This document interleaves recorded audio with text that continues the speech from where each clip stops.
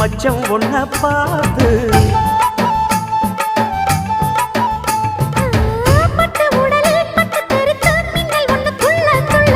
வெக்கம் துடிக்க விளக்கணைக்க ஜன்னல் கண்ணை மூடிக்கொள்ள 10 நாள் கழிச்சு தாண்டி கதவை திறக்கணும்.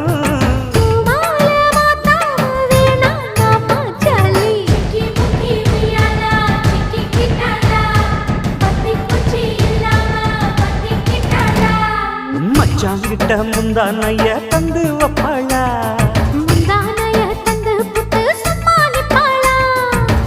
பல நாள் பசி இருக்கு விருந்து வப்பாளா